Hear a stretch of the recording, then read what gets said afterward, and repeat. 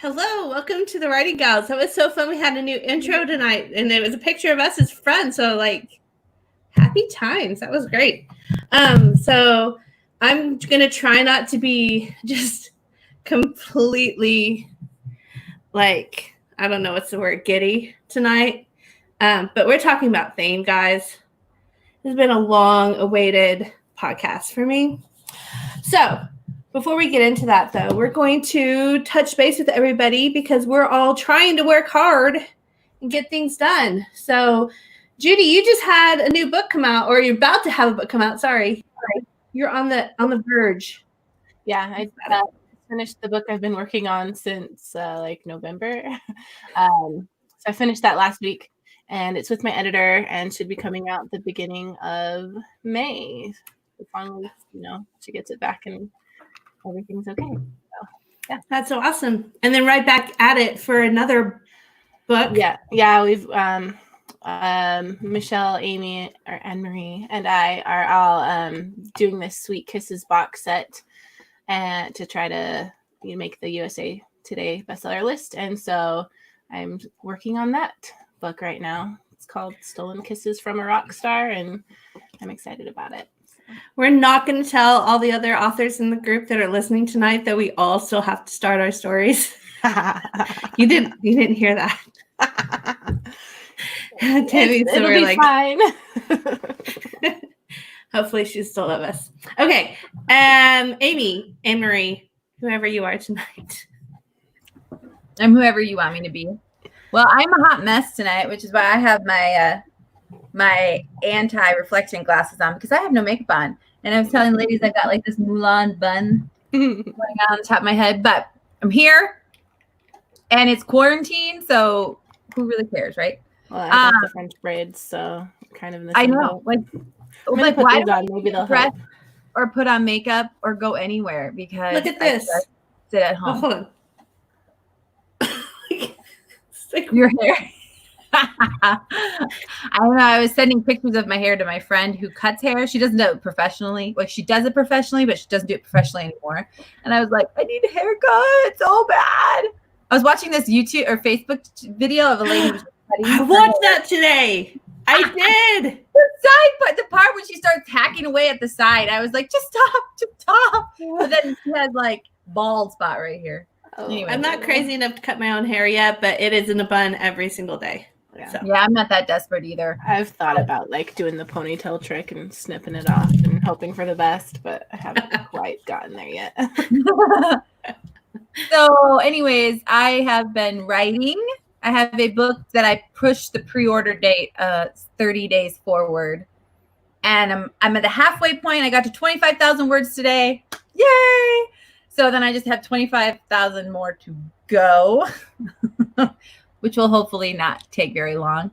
Because then I'm hoping to finish that book by the end of this month so that I can start our box set book. And then I have to start. I came out this last week as my paranormal romance pen name.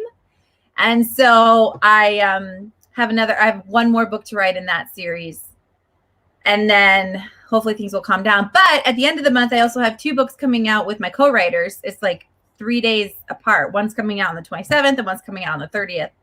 So I'll have those books launching. I'm still getting my one book launched, trying to figure out AMS ads for that.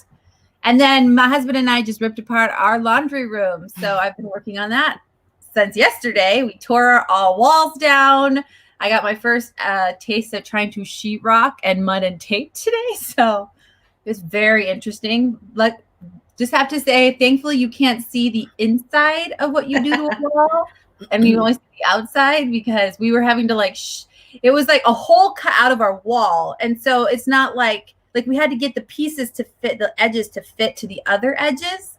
And so we were shimming the sheetrocks. So anyways, so hopefully you won't be able to see it ever. And we do a good job. But anyways, that kind of stuff is my reward stuff. I've been waiting to remodel a room in my house and been waiting and putting it off. And finally I was like, let's just do it. My husband said he'd help me. So because he's way more muscular than I am and can rip things out better than I can. So we're doing it together and hopefully it turns out well. I'll show before and after pictures when we're finally at that point. But right now it just looks like a hot mess. It looks like me, but in room form.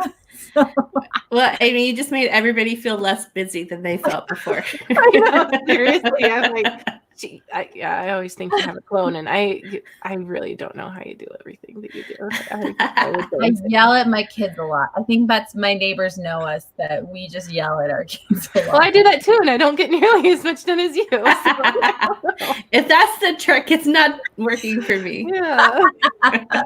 All right, Victory. What have you done? I am so excited because I actually started writing again this week. I took a couple weeks off to, refill the well and watch some fun K-dramas, but I am back to writing 2,000 words a day, and I am right behind Amy in my work in progress. I'm at 24,000 words, just about, and super excited about this rom-com. It is everything that I was hoping it would be when I started the concept of it. So I'm at the halfway point and they have to kiss really soon. So I'm excited about that and getting to write again and get this thing done. Perfect. That's so exciting. Mm-hmm. It's inspiring to me when I see the rest of you writing, because I really need to. So I've written a little bit this week. I'm at 11,000 words in my current work in progress. Partly because I'm cheating on it with other books at the same time, but also because I've rewritten the first chapter 4 times, and I'm trying to spend a lot of time making sure this story is right, because it's a tricky one for me, because it's written in first person and the character is like a quiet person. And not just quiet, but like intense type A quiet person. It's like, I don't know. It's really, like me? Yeah, like it's exactly like you, Judy. Just pretend like, you're writing in my head. That'd be great. So it's not me. Let's put it that way. She's not me. And so I just want to do her justice. And so I've decided that I took longer than I wanted to write the first book in the series, and it turned out well for me. So I'm going to let this one take its time. I wanted to get out like 12 books this year, and I've gotten 1. And it's almost May. Better than my 0, so you're doing good. You're about to catch up with me and my 1, so you're good. But anyway, I'm kind of a hot mess too, even though I put makeup on and straighten my hair. My writing life is a complete mess. So anyway, all right, enough about that, because we can't take any more time away from theme. Although before we get started, and I forget, 3 of us, me, Judy, and Anne-Marie, are all part of a box set, Sweet Kisses. Somebody help me with the name. Sweet Kisses. Sweet Kisses box set. Box set. Okay. Just limited edition is also on the cover. So yes. And we will try and put a link to it on this podcast, but we are trying to get bestsellers, the bestsellers list for USA Today with it. And so if any of you want to support us in that, we'd really appreciate it. Plus, you get to support Pets for Vets. 100% of all pre-order sales go to support that charity. So like bonus. You get to help us. You get 21 great romances, and you get to support an awesome charity. So now for theme, guys. Theme. So I wanted to just start off with like the most basic definition of what theme is. And what theme is it's just the underlying message or the big idea of your story. And it's usually universal. So it's something that humans can relate to in general. It's something that all of us will experience in some way or the other, or something that we need to learn. And so it sounds really easy, and it is easy. And you probably already have themes, plural, built into your stories. You really can't write a story without there being themes in it. And so that's why I titled this podcast, the tool that you don't need to have on autopilot, because it's already there working for you. But if you understand what it is and how to use it better, then you can be more intentional and use it to enhance your story. And so that's what we're doing tonight. It's not that you don't have themes or that you're not already using theme in your story, but we're just going to talk about how to be intentional with it. So, you ready, girls? All right. The first question is, how do you find your story's theme? And I told you guys to think about your books and what themes you've seen in your stories. So, did you guys find some themes in your stories? How did you recognize what it was when you were thinking about it? Well, a lot of them I thought about because I do focus on theme a lot when I do it. So I just had to remember, what was that aha moment that my character had at the end, and what was like, where was she at the beginning, which is the opposite of that moment. So that helped me. Yeah, that's perfect. So I'm kind of be all over the place. There's a podcast that I'll mention later, and that's one of her points. Actually, is the aha moment. It's like step 5 in her thing. So I'm glad you brought that up. Yeah, for me, I just thought about what do I want my reader to take away from this story besides just a feel-good, romance, because that's what I write. But what else am I trying to communicate to the writer? What piece of information would I like them? What truth would I like them to come away with? And so that's kind of what I pondered as I was thinking about my different stories and what themes I might have put in my different books. Perfect. Anything you want to add in, Marie?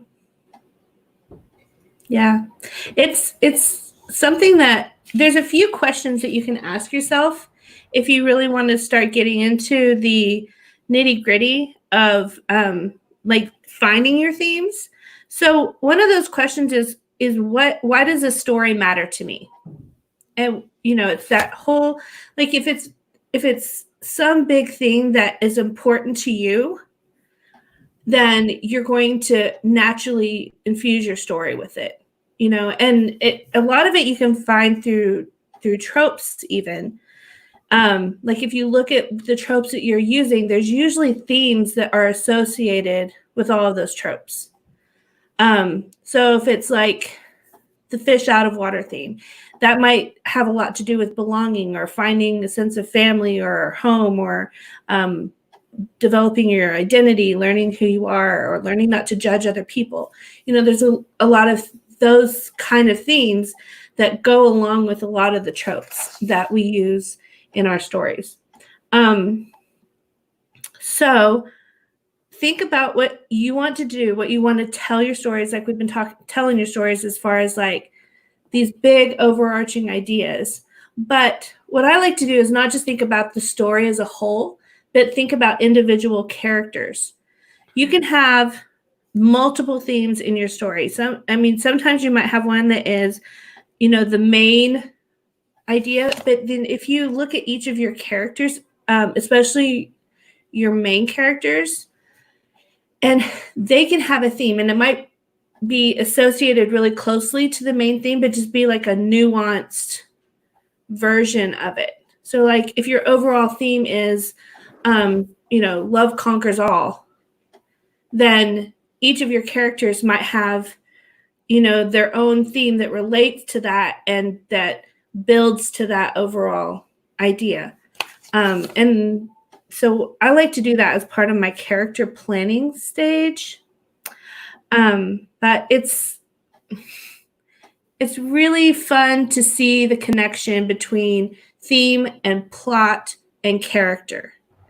So the three of them are really interconnected. I've seen some graphs where it shows like the iceberg idea that we've seen related to a lot of other things.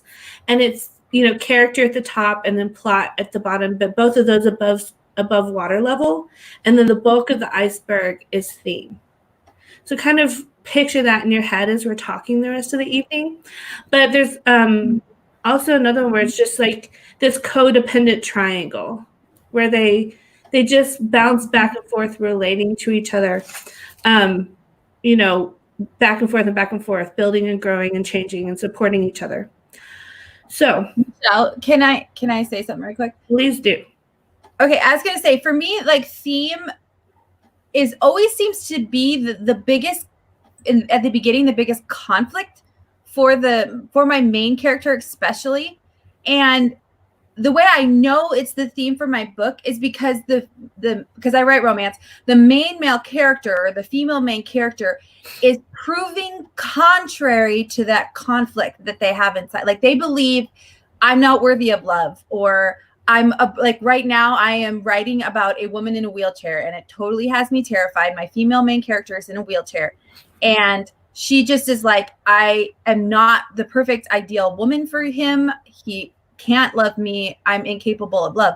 And yet the main male character, everything he does, everything he says is contrary to that idea she has. So that in the end, her acceptance of who she is, and that she is really deserving of love, and that she has a lot to offer, that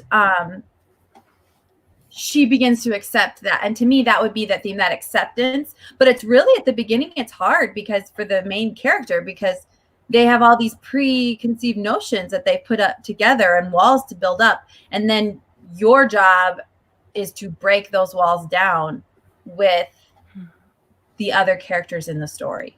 Yeah, Right. And certain events will just continue to kind of bring that out throughout, and they'll deal with that. They'll just be constantly faced with that thing, and then overcome it at the end. Yeah, that's how theme is driven, both by character and by plot.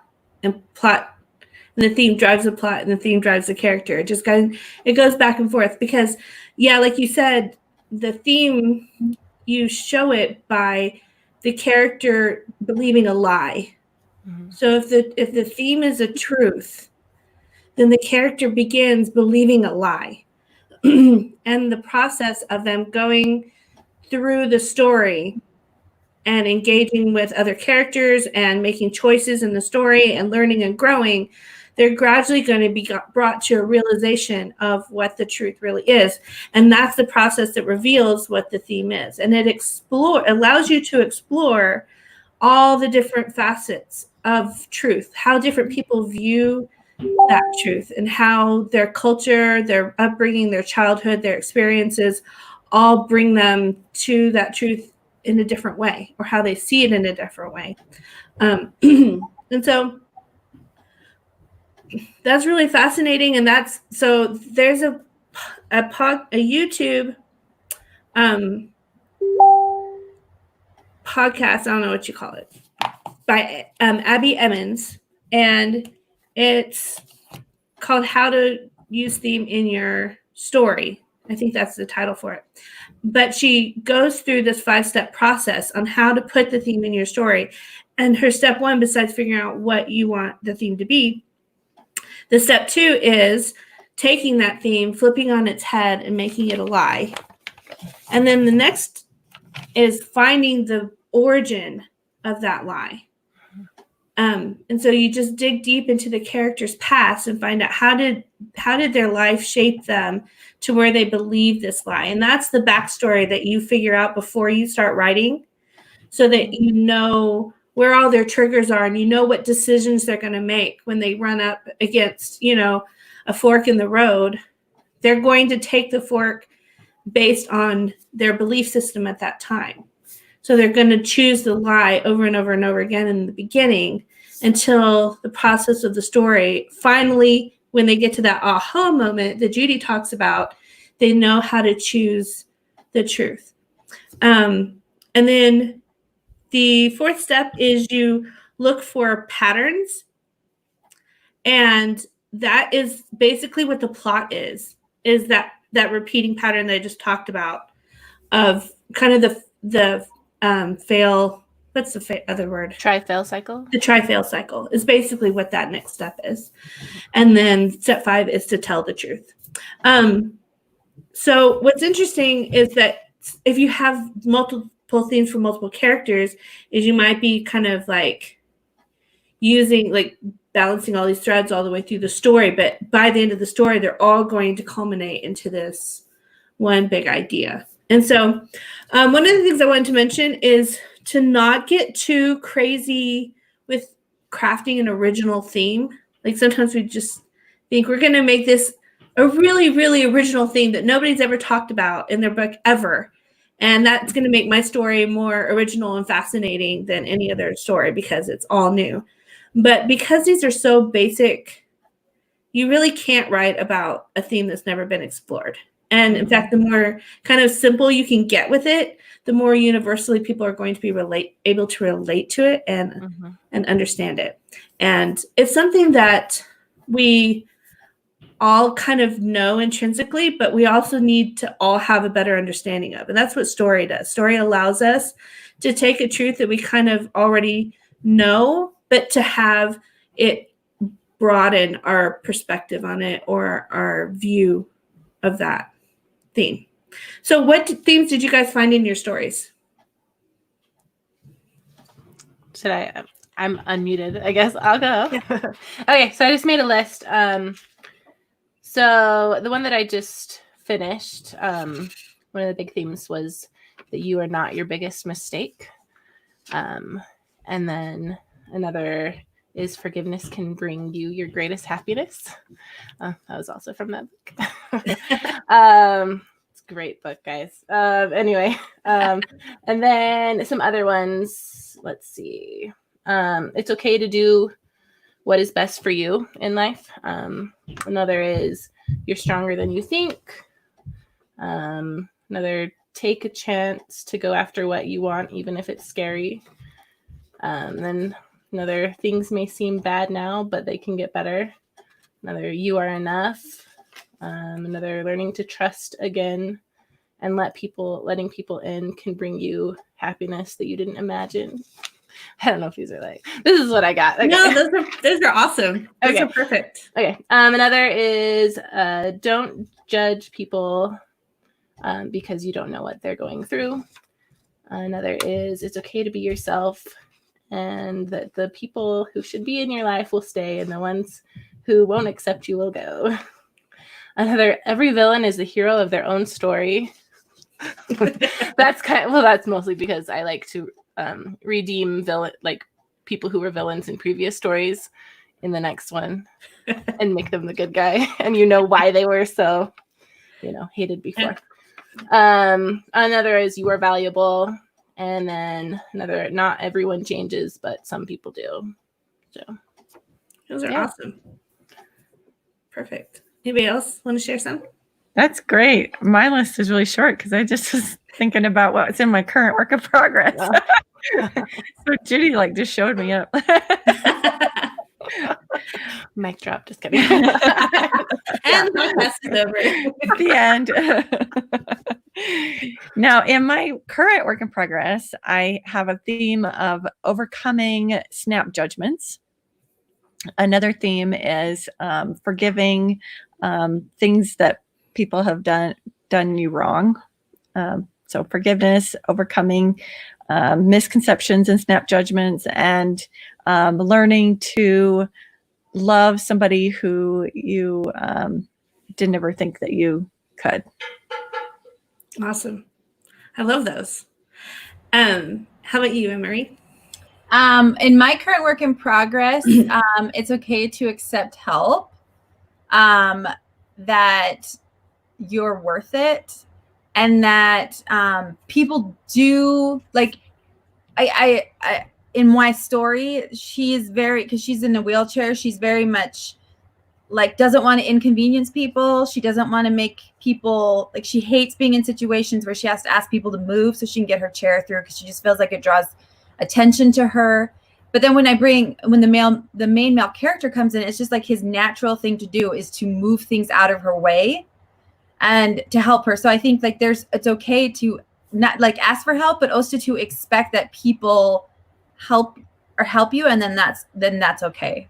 And I honestly think with this, when you have a theme that is a big theme, it's okay to have that be the one theme in your entire story. So my main male character, he's visiting this inn, and so he just doesn't have a lot going on, but because her theme is so big that he can kind of be the antithesis to her theme. And the other one example I have of is my marrying a billionaire. was that she was pregnant and nobody knew. And that is such a big theme, I think, or a big conflict and theme for her, that I didn't really feel like he needed a huge theme, because he kind of just went along. He was just the opposite of whatever her issue and theme was. Is that, am I saying that right? Yeah. So like, I don't feel like he has a big theme, but he's just kind of there to help her follow along with her theme. If you looked at it really close, you'd probably find that he did have another theme. Well, his is more like in there. He's like used to girls falling all over him and stuff like that, and she's not like that. So it's almost like a challenge for him. Like, why isn't she interested in me? I'm interested in her, you know. And he wants to help her see what is good in her, sort of thing. See, an inner beauty. It's like, there you go. It's just not as big as her theme, because her theme is like big. So, and as I was looking at some of my books, that I've been intentional about the theme, so it's easy for me to figure out what they were. So one of my books was about freeing yourself from trauma, from the pain of trauma, like healing after trauma, that, you know, you can heal and you can break free when you're a victim of, you know, the past to a degree. Like, you can own it. Own your future. And then one was about that you have to do things, like you have to work to see your dreams come true. Like, they don't just happen, you have to make it happen. And then one of them, most of them actually, are about the concept that home and family are something you create. They're not something you're born into, that they're something you create. And so I also was watching a Kdrama that just had tons and tons and tons of theme in it, and it worked. It used it really, really well. So I'll probably talk about it at some point, but it had a lot to do with that same concept I mentioned earlier of healing broken things, and what it takes to heal when things are broken. So what's interesting is that there's this other concept that I learned from Sarah Eden in one of her classes at a writing conference, that she learned somewhere, was about how we tend as writers to have themes that we focus on that are important to us. And you'll see that in your body of work, that they kind of tend to have similar things, and that sometimes that changes over time. So you might, if you've got a big enough volume of work, you might start to see themes that evolve because of what was going on in your life and what was important to you then, and then that changes, or you decide to focus on some other area that of your heart, you know. And so you'll see kind of the overall themes of your books evolve and change over time, but you will often see like these similarities between the books that you write. And I think that's really interesting, that we can all be aware of that and use it to our advantage, because that means that your heart is really involved in your story, right? It's something you care about really passionately. So since we've talked a lot about kind of what themes are and what they do for a story, I wanted to spend some time talking about how to be intentional about them. So there's kind of this two-way approach or that you can take. So one way is to be a planner at the beginning and say, this is what I want my theme to be, and this is how I'm going to use it in my story. And then there's the other approach where you can write your story and then go back and look at it and say, okay, what themes have evolved during the process of writing this book, and how can I go back in and strengthen them and nurture them and really bring them out? And so it's going to probably depend on, you know, your style of writing. But I would suggest that if you haven't worked with theme very much before intentionally, that you try it in the pre-writing process, just so that you can learn a little bit about how it is so deeply entrenched into the structure of your story, and how you can enhance everything else that you do if you know going into it what you want your theme to be. And that doesn't mean that it's going to, you know, be the static concept, because as you explore the theme through your writing, your own understanding of it is going to change. For example, so I wrote this one of the books I was talking about earlier. It's called Saved by the Prince. And I wanted it to be about her healing from trauma and learning to take control or finding freedom. And I had the idea that I was going to have her wear this key on a chain around her neck. And I found this thing on Etsy. It was actually cute little keys with like words engraved in them that people wore as pendants. And I put that on my pin board and I thought, this is really exciting. And keys are like a really common symbol to represent freedom anyway. And so, it sounds kind of hokey and cheesy, but I was like, but I'm going to go with it and see what happens. And as I wrote the story and I kept that in mind all the time, I was able to change things about my story that deepened it in ways I hadn't been expected. So I had to figure out where that key came from and why that key mattered to her. Like it had to represent an event. So it was part of her backstory that created this lie that she eventually turned into her truth and her strength. And so that was something that happened through the course of the story. And then I get to the very end of the story and the key becomes something that she then gives to somebody else and helps them to start their own journey of healing. And so it was something that you could recognize every time you saw the key throughout the story. It signaled a point of decision or change for her through the story. And yes, this is probably something that my readers are never going to notice or think like, oh, there's the key. What change has she gone through here? But it was something I used as a device when I was writing. And it's something that they're going to almost subconsciously pick up on. And that's kind of what you want to happen, because it's really easy to be preachy or really obvious with theme. And you don't want that to happen, because as soon as you start to be really, really preachy with your theme, you're going to make you throw your readers out of the story. They're going to be annoyed, and you don't really want that to happen. So like the key was, she never said this key represents me, breaking away from my, my abuser or whatever. That was never said. It was just something that occasionally you saw coming into the story as things were happening. Another time I did this, and it was actually the moment I really began to understand how I would better use theme. I was at a class at the Lone Star Ink Conference in Texas a few years ago, and I'm a horrible person, and I don't remember who was teaching the class. So, but they taught me something really important, and that's if you can tie the theme to a physical object and have that object be used throughout the story, then it helps you to anchor your theme to pivotal character moments throughout the story in a way that's really natural, because you don't want to be clumsy with it. So like in one of my stories where it was about her finding her forever home or her family, I used an object to do that, and it was her suitcase, because she was a businesswoman and she traveled all the time. So she didn't have a home. She didn't have an anchor. She just had this suitcase that she took with her everywhere.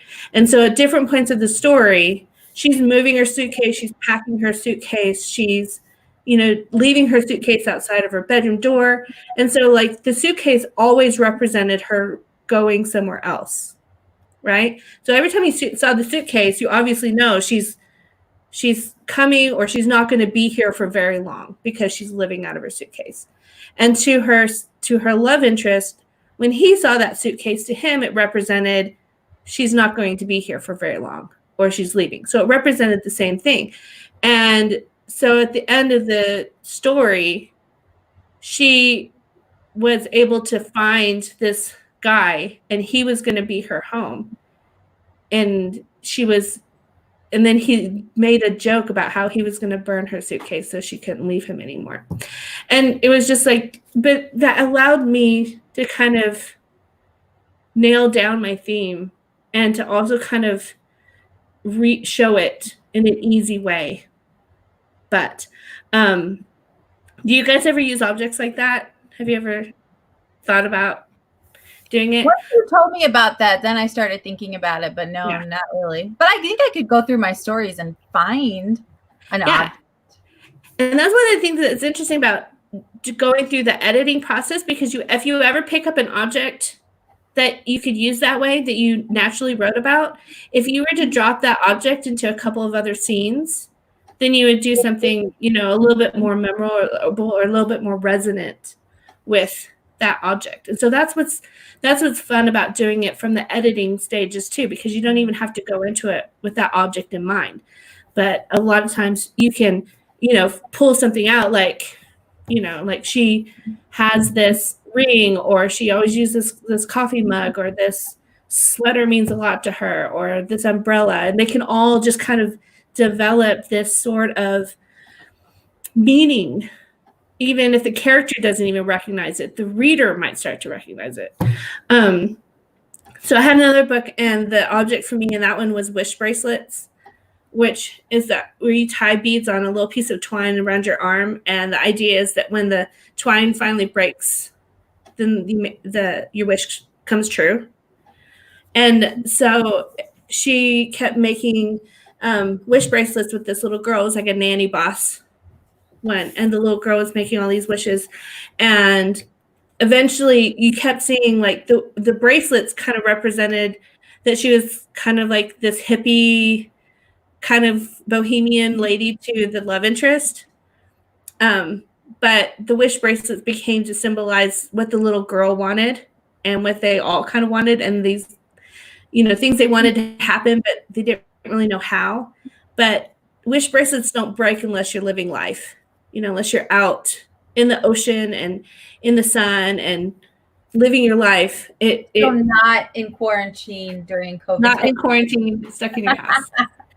That would stay out forever. Right. Yes. Now. Yes.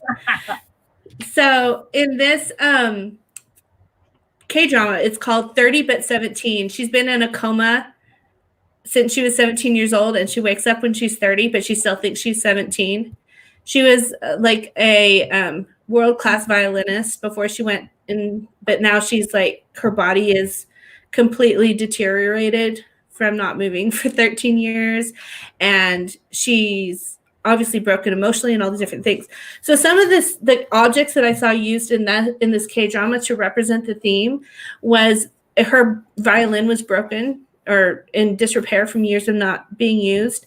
There was a plant that was dying, and she moved it into the sun, and it became healthy throughout the K-drama. And at one point, she said that it needs to be here to be healthy. And it signified she needed to be there in that house with those people to heal, just like the plant needed to be in that spot to get the best sunlight. And there were animals that were sick and became better. And there was a tree that had grown while she was gone. And she said, it's grown a lot while I've been away, but I didn't grow at all. And so they just kept, that's not her saying like the theme straight out, but you begin to recognize these themes. And there was another one that I thought was really fun, where the guy character, you had this pair of broken headphones, earbuds, that he always put in his ears when he was walking around, and nobody knew that they were broken, but they kept people from talking to him. So it was his way of blocking out the world. But because they were broken, it was kind of symbolic of the fact that he was trying to keep people away. And so you kept seeing him at different points in the story having these broken headphones, and she's questioning like, why are these broken? And then when he's ready to let her in, he throws the earphones away. And then later in the story, when she's letting him in, she gives him a new pair that works, and he accepts them. And so it's this really cool thing that just kind of these headphones just run through the whole series. And if you watch for them, they always show up at key points in the character development.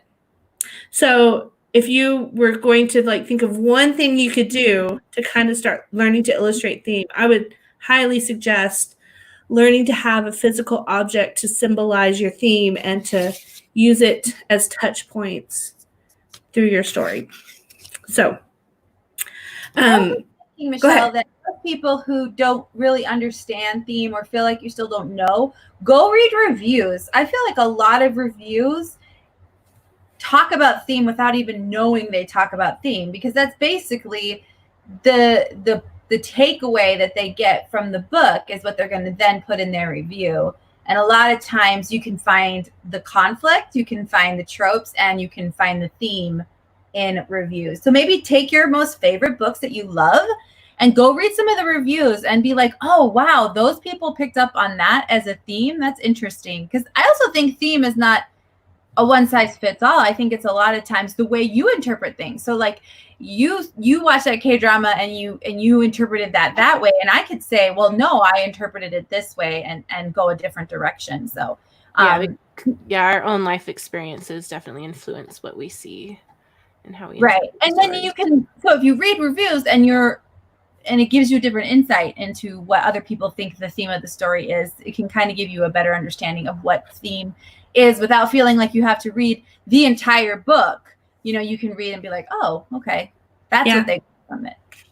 And what's interesting, I read a really good article that Kame Weiland wrote about theme, and in it she has this funny paragraph where she says there's this idea that theme is something that you should watch out of the corner of your eye, because if you look at it too closely, then you're going to mess it up. You know, like if you're paying too much attention to it, then you're going to ruin it. You're going to squash it and squeeze it and love it too much, and it's going to ruin theme. And she says, you know, that's not actually true. You just have to use it right. Like it's a tool, and you should be aware that it's a tool and you should use it. But there is this really fascinating thing that stories have themes evolving through them on their own. And like Amy said, different readers are going to come to it with different things, and they're going to pick up on things that maybe you didn't even pay attention to. It's just whatever speaks to them. And that's another reason why it's important not to be too overt with how you handle themes, because you don't want readers to think, well, I know what this book is about, and that's the only thing this book is about. The more facets your book can have to it, the more chance you're going to have to connect with that reader. And so allow themes to happen naturally. And, you know, if it's just good to also have this sort of like you're in the driver's seat too.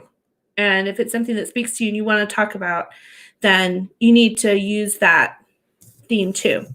And I think it's important to just really learn how it works. And like all writing tools, you're only really going to learn it if you do it. So a lot of this is just like me giving you some things that have helped me to learn how to incorporate it better.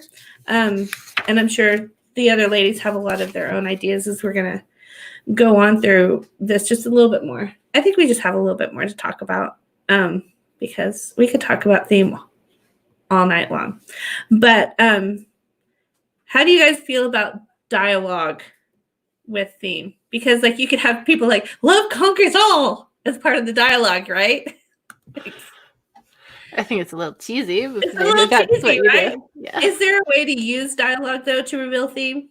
Yeah, I definitely think so. I think it has to be more subtle than that. You have to know how to use subtext through dialogue and not be, like a bull in a china shop with it. But yeah, I definitely think your dialogue can explore the theme as your characters talk to each other and come to their own aha moments.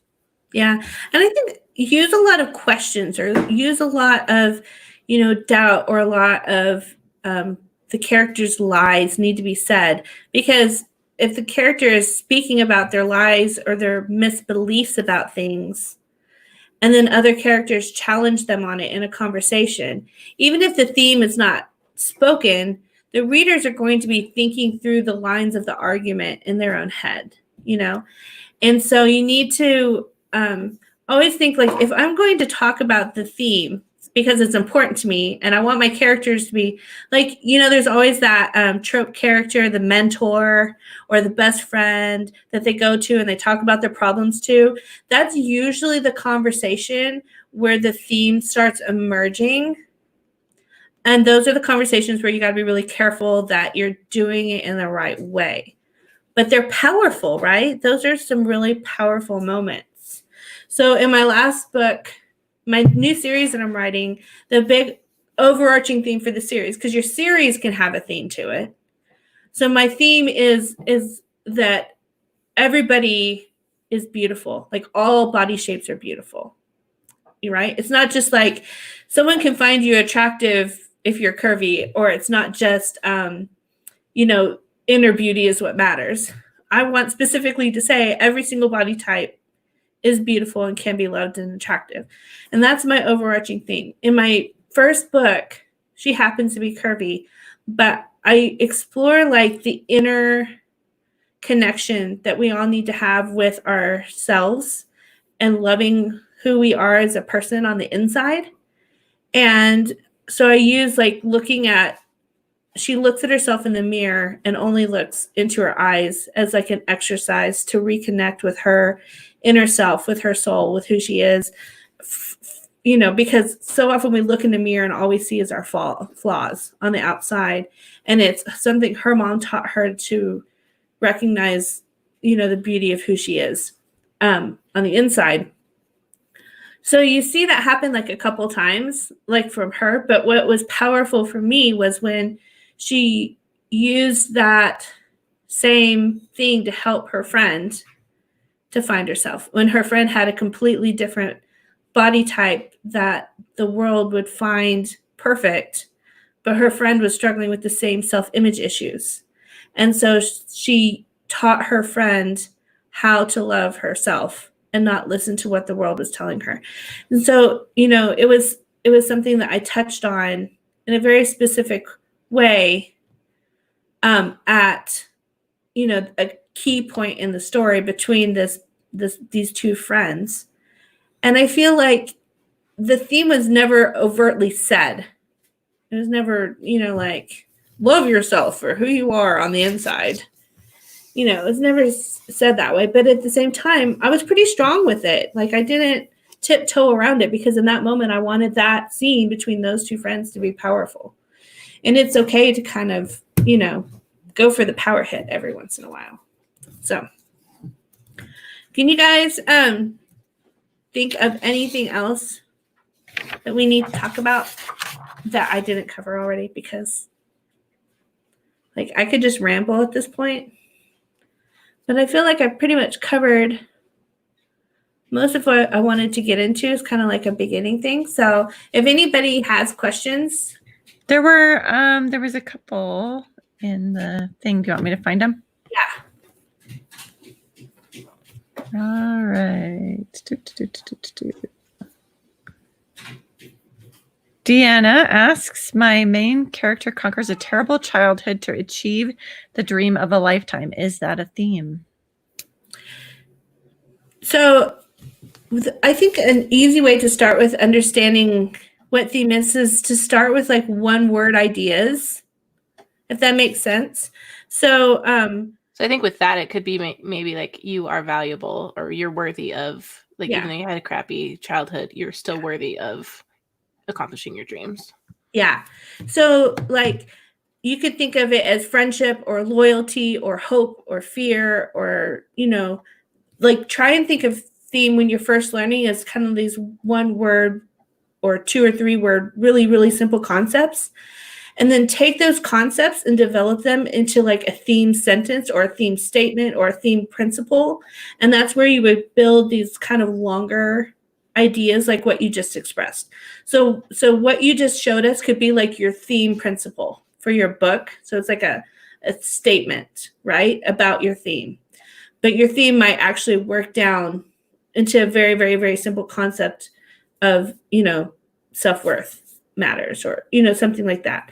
So it's important to do both. So break your theme down into the most simplest of terms that you can possibly get it to, because the more clearly you understand it, the more you're going to be able to explore it and communicate it. And then as part of your development process, write that thematic statement that's going to help to illustrate it further. And you just keep building it and building it from there. Perfect. All right. We have another one. What has been your favorite theme to write so far? Judy had like 20. What's your favorite theme? I don't know. Well, like a recurring one is definitely like forgiveness. I have characters that always need to forgive someone or whatever, and that holding a grudge is like drinking poison and hoping the other person will die. That's like a big thing in mine. But yeah, so I don't know. I like them all. Just depends on what I'm feeling. If I was to say what I write the most and gravitate towards the most is the word home. Like for me, that is at the foundation of almost every single story I write. It's the concept of home, what it is, where you find it, where you get it, how do you keep it. You know, home is a big theme for me. It's something I always love. I think for me, I like the theme of learning to love yourself, even though you have not been taught to do that. So I really like that theme. Mm-hmm. I think for me, a big one I write is I am worthy for love, or I'm worthy to be forgiven, or I'm enough. I think is a theme that I write in my stories. Awesome. Do we have any more? Another one is just basically like every villain is the hero of his own story. Just like how a big thing is like, even though you think this person seems like a bad person, once you get to know them and understand them, they're good still, usually. Yeah.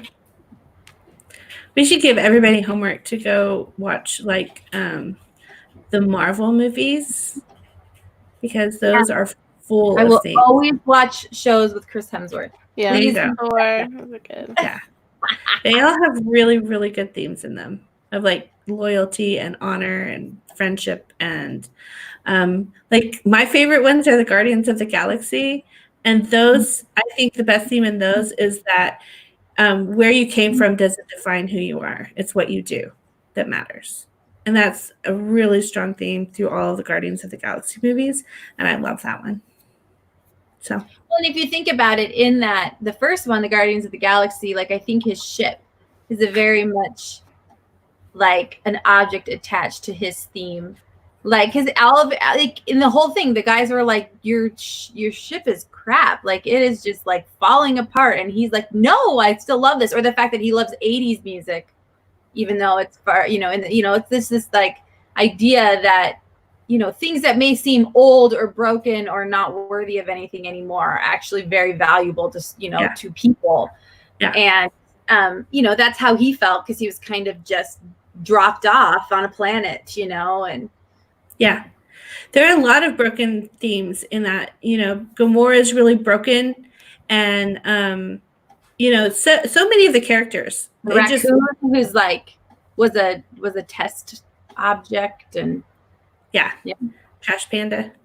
Yeah, so there's just all these like really like these characters are fascinating because they came from these really horrific backgrounds and all these terrible things were done to them, and in these movies they're rising above those circumstances and doing good things in the universe, and they're not seen as good people by and in a lot of ways they're not good people, and they're like true anti-heroes in a lot of ways.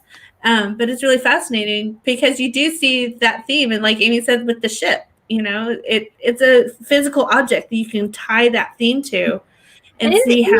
It's been a while since I've seen it. Doesn't his ship blow up in the end? Yes, and then the Federation, is it the Federation? What is it called in the Guardians of the Galaxy? Like the government that they save at the end, like the people, they give him a new ship that's a replica of the other one. So, but like he was willing to replace, just sacrifice it. very valuable to what's actually going to be valuable to him, and that's relationships with people. Exactly. You know, in the lives of the people that he now cares about. Yes. And then like his cassette player that was in his cassettes, those are an object that represent his theme too, you know, of where he came from, you know, his attachment to his mother. And he totally shares it with Gamora in the middle when he's in love with her. Oh my gosh, I am acing this theme class. Like, totally. I can just go and teach classes on this now. Yes. So see, it's interesting. It's like a good study thing to go and watch a movie. We always say this, like books are good. Sometimes movies are better because you have this 2-hour window and you can just like take notes. And especially if you've seen it before, you're really familiar with it. And so you can like step back from just enjoying, you know, Chris Pratt looking awesome and like make really good notes. So Great. I think we've had a couple more questions pop up. Yeah, we did. So are there more abstract metaphors you've seen to represent themes, like the objects you've seen used? So this one is really kind of hard to teach, and I'm still trying to wrap my own brain around it. K.M. Weiland has a really good article about metaphors and theme. So I recommend you go and search her backlist of podcasts and articles on her site, and if you look at my Pinterest board, I've actually got it pinned in my Pinterest board called Theme Class. It's a little bit more hard to sort of grasp, but if we're talking about abstract, it might be that, you know, the idea of like friendship can be like an actual friendship in the story could be a metaphor for the overarching idea of, you know, loyalty, for example.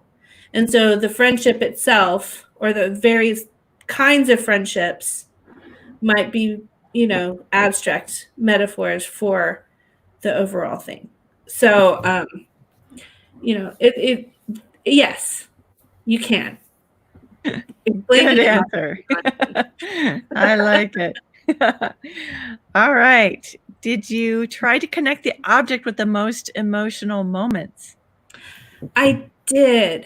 Like, especially it's easy for me to talk about like the suitcase. There's a specific point at which she is leaving, and it's hard for her to leave, and it's hard for him to see her leave. So I specifically have him standing in the hallway by himself, looking at her suitcase and resenting it really, really badly, you know? And so it was a really, really emotional moment for both of them. And the suitcase represented that parting. So that's why it worked really well in that specific instance.